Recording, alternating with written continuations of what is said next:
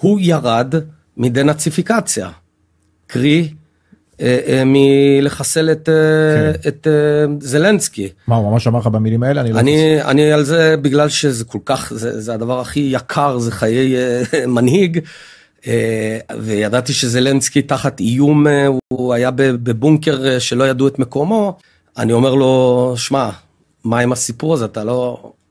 אתה מתכוון להרוג? והוא אמר, אני לא ארוג את זלנסקי. ואז אמרתי לו, אני צריך להבין שאתה נותן לי את המילה שאתה לא הורג את זלנסקי, הוא אמר, אני לא הורג את זלנסקי.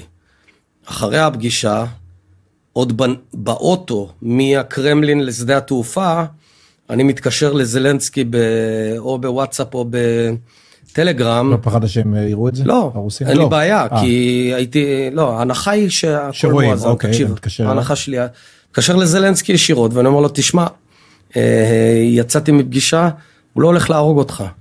הוא אומר לי, אתה בטוח? אמרתי, 100%, הוא לא הורג אותך. אחרי שעתיים זלנסקי עלה למשרד שלו, עשה סרט סלפי כזה מתוך הלשכה, אני לא מפחד והכל.